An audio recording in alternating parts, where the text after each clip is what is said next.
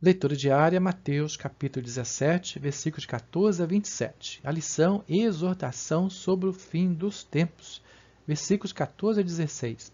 Quando chegaram à multidão, aproximou-se de Jesus, um homem que, ajoelhando-se diante dele, disse: Senhor, tem compaixão de meu filho, porque é epiléptico e sofre muito, pois muitas vezes cai no fogo e muitas vezes na água.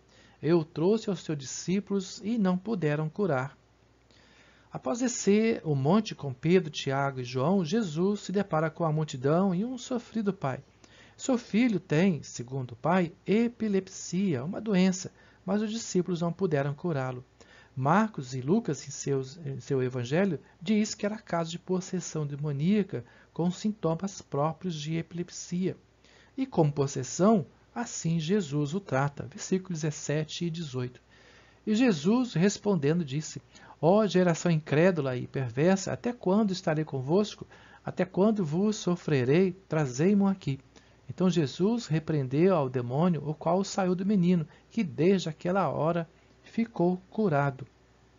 Eliminada a causa, os efeitos aparecem, mas o grande problema é a falta de fé e dependência de quem lhe dá o poder. Nisso está a falha dos discípulos. Estão aprendendo. Até quando estarei convosco? Disse Jesus, o Mestre. Versículo 19 a 21. Depois os discípulos, aproximando-se de Jesus, em particular, perguntaram-lhe: Por que não podemos nós expulsá-lo? Disse-lhes ele: Por causa da vossa pouca fé. Pois em verdade vos digo que se tiverdes fé como um grão de mostarda, direis a este monte: Passa daqui para acolá, e ele há de passar, e nada vos será impossível. Mas essa casta de demônio não se expulsa senão à força de oração e de jejum.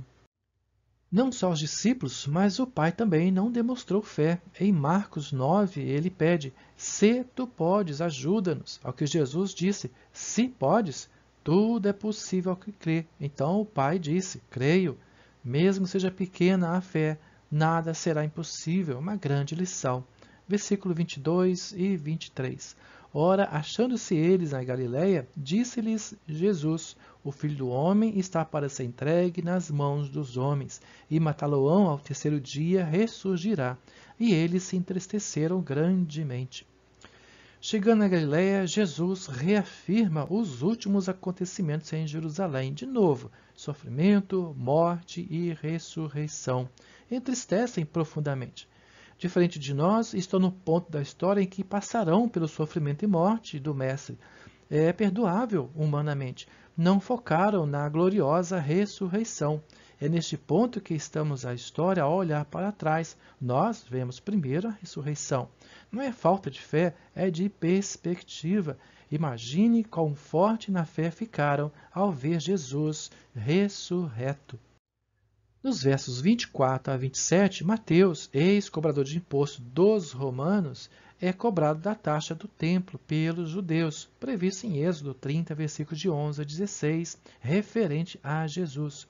Pedro respondeu que Jesus paga sim, sem saber o que responder. Assim que chega em casa, Jesus lhe pergunta se o filho do rei, em outras palavras, paga imposto ao rei. Claro que não. Um outro problema é que essa taxa é para expiação da alma, coisa que Jesus não precisava.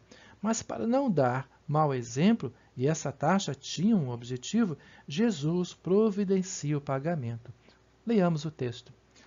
Tendo eles chegado a Cafarnaum, aproximaram-se de Pedro os que cobravam os de dracmas, e lhe perguntaram: O vosso mestre não paga as de dracmas?